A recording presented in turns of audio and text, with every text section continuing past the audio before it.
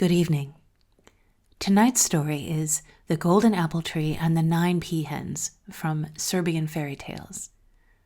First published in 1874, this book contains traditional folklore from Serbia, translated into English by Elodie Lawton Mijatović. I love that this story is full of all the classic elements of more familiar fairy tales, like the rule of 3, the missing bride, and the assistance of animal helpers along the way. It even has a dragon. But the plot twists in very unexpected ways, so much so that the title begins to feel a bit misleading. So, let's open our imaginations and begin. Once upon a time there lived a king who had 3 sons. Now, before the king's palace grew a golden apple tree, which, in one and the same night, blossomed, bore fruit, and lost all its fruit, though no one could tell who took the apples. One day the king, speaking to his eldest son, said, "I should like to know who takes the fruit from our apple tree." And the son said, "I will keep guard tonight, and I will see who gathers the apples." So when the evening came, he went and laid himself down under the apple tree upon the ground to watch. Just as the apples ripened, however, he fell asleep, and when he awoke in the morning there was not a single one left on the tree. Whereupon he went and told his father what had happened. Then the second son offered to keep watch by the tree, but he had no better success than his eldest brother. So the turn came to the king's youngest son to keep guard. He made his preparations, brought his bed under the tree, and immediately went to sleep. Before midnight, he awoke and looked up at the tree and saw how the apples ripened and how the whole palace was lit up by their shining. At that minute, 9 peahens flew toward the tree, and 8 of them settled on its branches. But the 9th alighted near him and turned instantly into a beautiful girl, so beautiful, indeed, that the whole kingdom could not produce one who could in any way compare with her. She stayed, conversing kindly with him, till after midnight. Then, thanking him for the golden apples, she prepared to depart.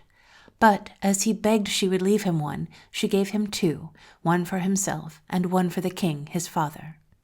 Then the girl turned again into a peahen and flew away with the other 8.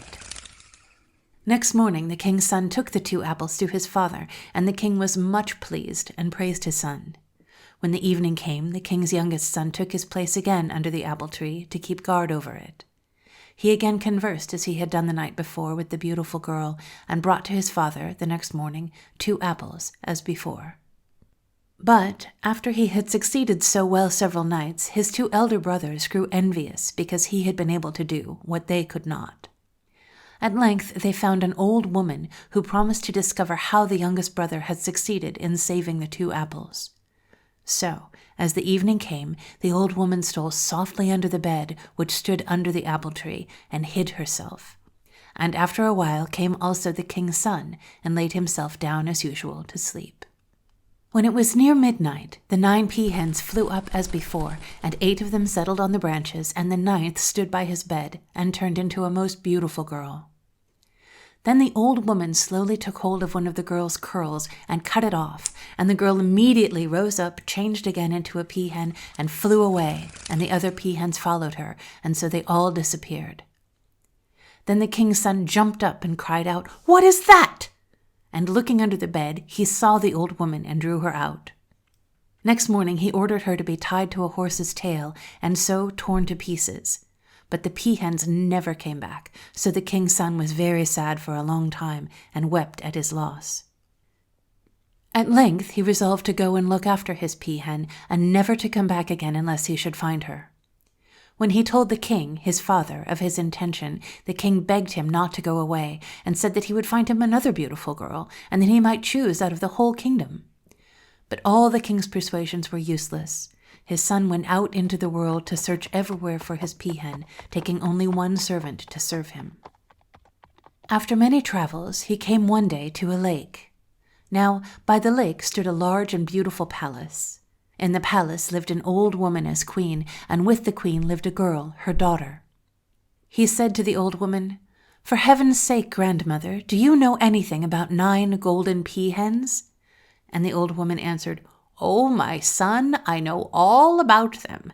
They come every midday to bathe in the lake. But what do you want with them? Let them be. Think nothing about them. Here is my daughter, such a beautiful girl, and such an heiress. All my wealth will remain to you if you marry her." But he, burning with desire to see the peahens, would not listen to what the old woman spoke about her daughter. Next morning, when the day dawned, the prince prepared to go down to the lake to wait for the peahens.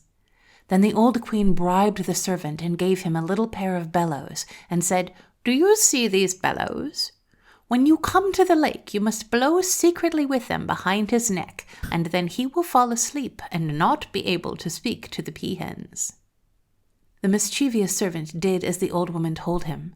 When he went with his master down to the lake, he took occasion to blow with the bellows behind his neck, and the poor prince fell asleep just as though he were dead.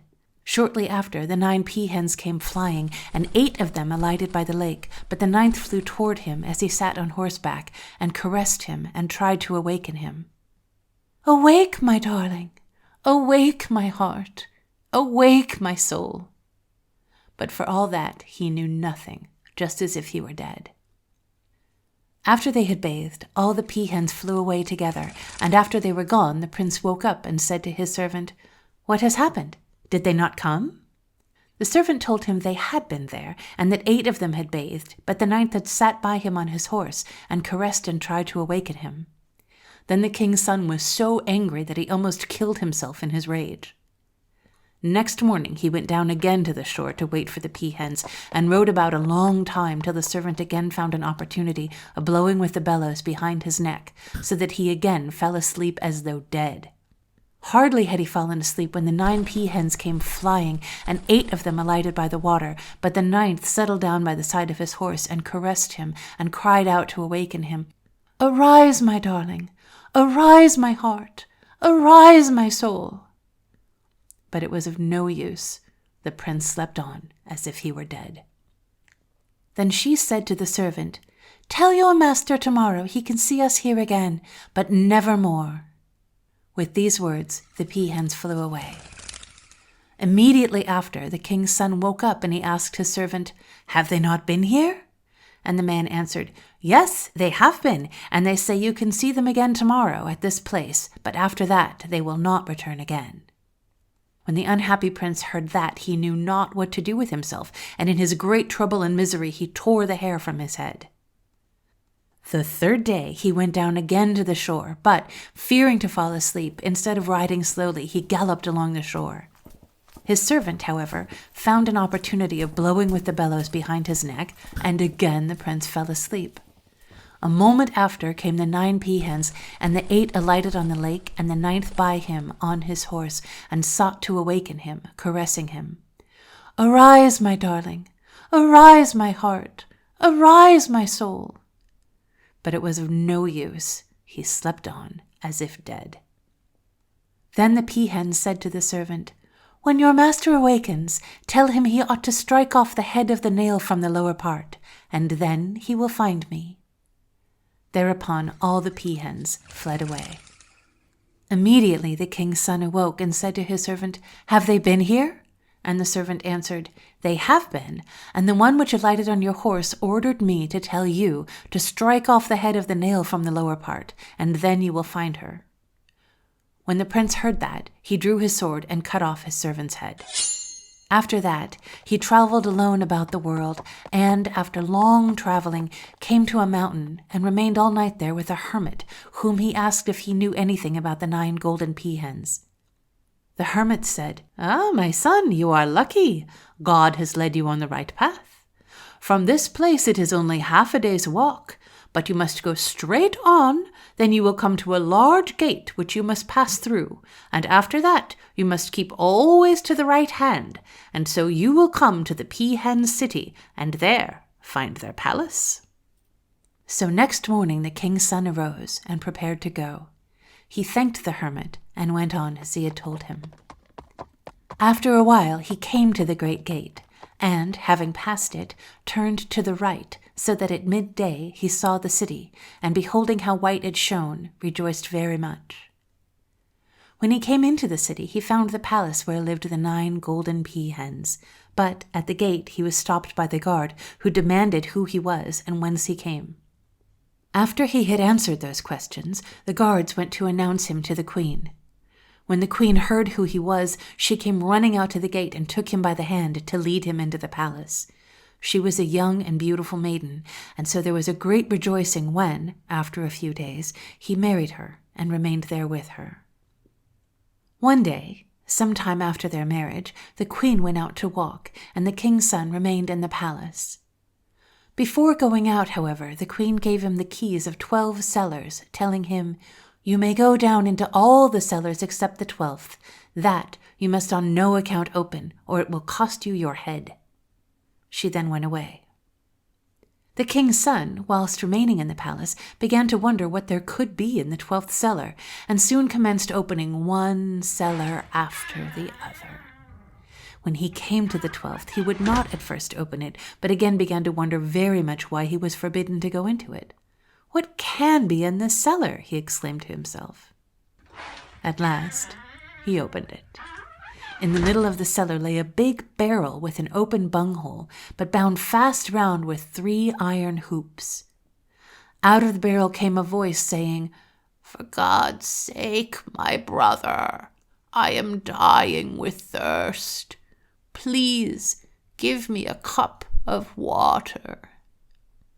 Then the king's son took a cup and filled it with water and emptied it into the barrel. Immediately he had done so, one of the hoops burst asunder. And again came the voice from the barrel, "For God's sake, my brother, I am dying of thirst. Please give me a cup of water." The king's son again filled the cup and took it and emptied it into the barrel, and instantly another hoop burst asunder. The third time the voice came out of the barrel, "For God's sake, my brother, I am dying of thirst. Please give me a cup of water." The king's son again took the cup and filled it and poured the water into the barrel, and the third hoop burst. Then the barrel fell to pieces, and a dragon flew out of the cellar, caught the queen on the road, and carried her away. Then the servant who went out with them came back quickly and told the king's son what had happened, and the poor prince knew not what to do with himself, so desperate was he and full of self-reproaches. At length, however, he resolved to set out and travel through the world in search of her. After long journeying, one day he came to a lake, and near it, in a little hole, he saw a little fish jumping about. When the fish saw the king's son, she began to beg pitifully, "For God's sake, be my brother, and throw me into the water. Some day I may be of use to you, so take now a little scale from me, and when you need me, rub it gently." Then the king's son lifted the little fish from the hole and threw her into the water, after he had taken one small scale, which he wrapped up carefully in a handkerchief. Some time afterwards, as he traveled about the world, he came upon a fox caught in an iron trap. When the fox saw the prince, he spoke, "In God's name, be a brother to me and help me to get out of this trap. One day you will need me, so take just one hair from my tail, and when you want me, rub it gently." Then the king's son took a hair from the tail of the fox and set him free. Again, as he crossed a mountain, he found a wolf fast in a trap, and when the wolf saw him, it spoke, "Be a brother to me. In God's name set me free, and one day I will help you. Only take a hair from me, and when you need me, rub it gently." So he took a hair and set the wolf free. After that, the king's son traveled about a very long time, till one day he met a man, to whom he said, "For God's sake, brother, have you ever heard anyone say where is the palace of the Dragon King?" The man gave him very particular directions which way to take, and in what length of time he could get there. Then the king's son thanked him and continued his journey until he came to the city where the dragon lived. When there, he went into the palace and found therein his wife, and both of them were exceedingly pleased to meet each other, and began to take counsel how they could escape. They resolved to run away and prepared hastily for the journey. When all was ready, they mounted on horseback and galloped away. As soon as they were gone, the dragon came home, also on horseback, and, entering his palace, found that the queen had gone away. Then he said to his horse, "What shall we do now? Shall we eat and drink, or go at once after them?" The horse answered, "Let us eat and drink first. We shall catch them anyway, do not be anxious." After the dragon had dined, he mounted his horse, and in a few moments came up with the runaways. Then he took the queen from the king's son and said to him, "Go now in God's name. This time I forgive you, because you gave me water in the cellar, but if your life is dear to you, do not come back here any more." The unhappy young prince went on his way a little, but could not long resist, so he came back next day to the dragon's palace and found the queen sitting alone and weeping. Then they began again to consult how they could get away, and the prince said, "When the dragon comes, ask him where he got that horse, and then you will tell me so that I can look for such another one. Perhaps in this way we can escape." He then went away, lest the dragon should come and find him with the queen.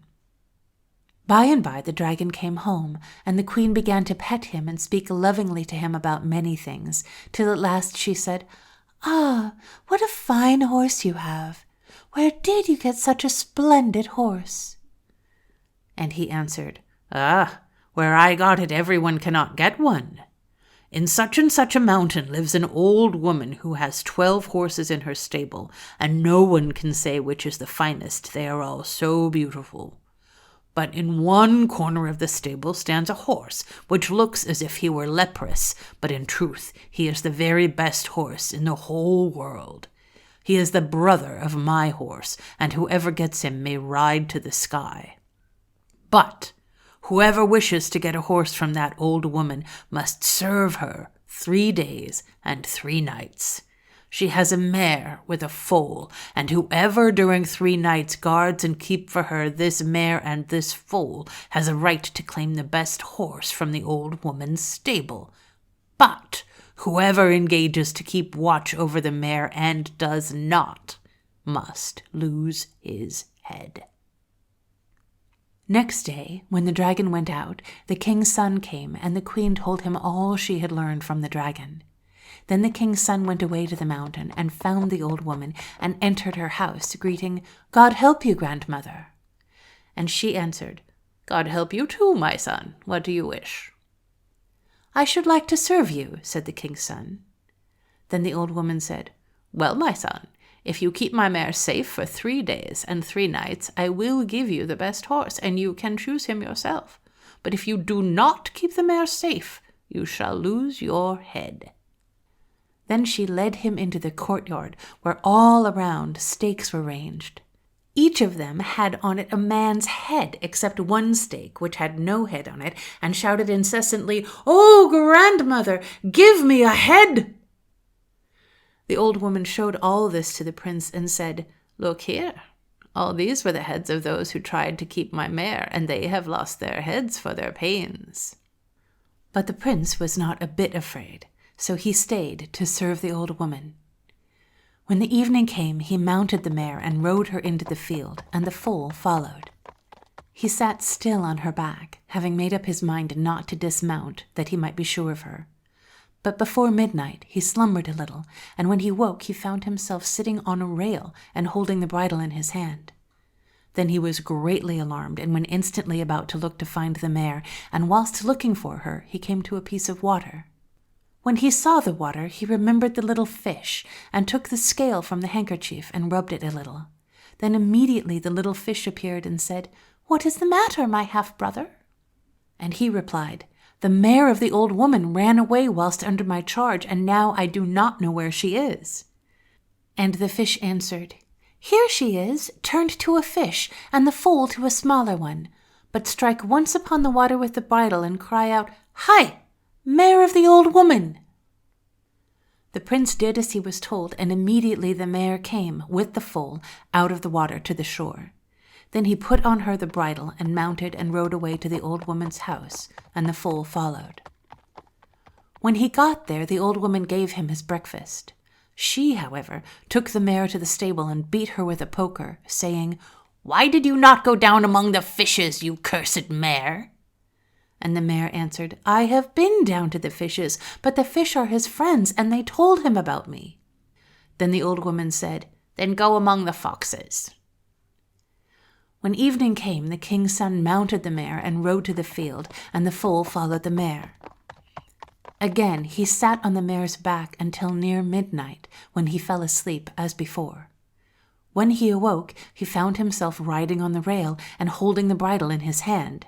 So he was much frightened and went to look after the mare. As he went, he remembered the words the old woman had said to the mare, and he took from the handkerchief the fox's hair and rubbed it a little between his fingers. All at once the fox stood before him and said, "What is the matter, half-brother?"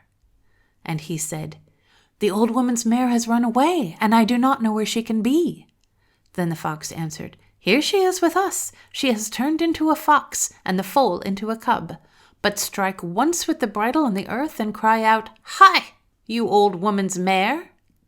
So the king's son struck with the bridle on the earth and cried, "Hi, you old woman's mare!" And the mare came and stood with her foal near him. He put on the bridle and mounted and rode off home, and the foal followed the mare. When he arrived, the old woman gave him his breakfast, but took the mare into the stable and beat her with the poker, crying, "To the foxes, cursed one! To the foxes!" And the mare answered, "I have been with the foxes, but they are his friend, and told him I was there." Then the old woman cried, "If that is so, you must go among the wolves." When it grew dark again, the king's son mounted the mare and rode out to the field, and the foal galloped by the side of the mare. Again he sat still on the mare's back till about midnight, when he grew very sleepy and fell into a slumber, as on the former evenings. And when he awoke, he found himself riding on the rail, holding the bridle in his hand, just as before. Then, as before, he went in a hurry to look after the mare. As he went, he remembered the words the old woman had said to the mare, and took the wolf's hair from the handkerchief and rubbed it a little. Then the wolf came up to him and asked, "What is the matter, half-brother?" And he answered, "The old woman's mare has run away, and I cannot tell where she is." The wolf said, "Here she is with us. She has turned herself into a wolf, and the foal into a wolf's cub. Strike once with the bridle on the earth and cry out, 'Hi, old woman's mare!'" And the king's son did so, and instantly the mare came again and stood with the foal beside him. So he bridled her and galloped home, and the foal followed. When he arrived, the old woman gave him his breakfast, but she led the mare into the stable and beat her with the poker, crying, "To the wolves, I said, miserable one." Then the mare answered, "I have been to the wolves, but they are his friends, and told him all about me." Then the old woman came out of the stable, and the king's son said to her, "Well, grandmother, I have served you honestly. Now give me what you promised me." And the old woman answered, "My son, what is promised must be fulfilled. So look here, there are the 12 horses. Choose which you like." And the prince said, "Why should I be too particular? Give me only that leprous horse in the corner. Fine horses are not fitting for me." But the old woman tried to persuade him to choose another horse, saying, "How can you be so foolish as to choose that leprous thing, whilst there are such very fine horses here?" But he remained firm by his first choice, and said to the old woman, "You ought to give me which I choose, for so you promised." So, when the old woman found she could not make him change his mind, she gave him the scabby horse, and he took leave of her and went away, leading the horse by the halter. When he came to a forest, he curried and rubbed down the horse, when it shone bright as gold. He then mounted, and the horse flew as quickly as a bird, and in a few seconds brought him to the dragon's palace. The king's son went in and said to the queen, "Get ready as soon as possible." She was soon ready, when they both mounted the horse and began their journey home. Soon after, the dragon came home, and when he saw the queen had disappeared, said to his horse, "What shall we do? Shall we eat and drink first, or shall we pursue them at once?" The horse answered, "Whether we eat and drink or not, it is all one. We shall never reach them." When the dragon heard that, he got quickly on his horse and galloped after them. When they saw the dragon following them, they pushed on quicker, but their horse said, "Do not be afraid. There is no need to run away." In a very few moments, the dragon came very near to them, and his horse said to their horse, "For God's sake, my brother, wait a moment. I shall kill myself running after you." Their horse answered, "Why are you so stupid as to carry that monster? Fling your heels up and throw him off and come along with me." When the dragon's horse heard that, he shook his head angrily and flung his feet high in the air, so the dragon fell off and brake in pieces, and his horse came up to them. Then the queen mounted him and returned with the king's son happily to her kingdom, where they reigned together in great prosperity until the day of their death. This story is so odd and funny to me. It's full of all these unexpected turns. He goes off on this epic journey searching for his peahens, but then he suddenly meets and marries this queen. And in her cellar, this queen has an enchanted barrel with a dragon in it, which is never explained at all. And the old lady with the horses has a courtyard full of wooden stakes, and one of them is constantly screaming for a head. Also, did you notice that every old woman in this story is evil? So this story appears in a book of Serbian fairy tales translated by Elodie Lawton. Lawton was a British writer and author, but she spent a lot of time in America, where she worked as part of the abolitionist movement in the 1850s. In her late 30s, Lawton met and married a Serbian economist and politician, and during her marriage, she became the first English-speaking female historian in Serbia. She published this particular collection of translated folktales, along with a collection of translated Serbian poems and a history of Serbia in English. I'm also incredibly excited that this story appeared in a 1916 anthology called The Allies' Fairy Book, containing fairy stories from all of the World War I Allied countries, and that book was illustrated by the legendary Arthur Rackham, whose images appear in this video. Personally, I'm really interested in the history and the mythology of Serbia and the Balkans, and there aren't that many English translations, so I find this book really intriguing. If you want to read more of these stories yourself, I will link to the source text on archive.org in the description below. At Restored Lore, we find old stories and traditions, especially those with mystical or obscure themes, and we try to connect them with new audiences. If you enjoy curious tales and esoteric knowledge, then subscribe and click the notification icon for more.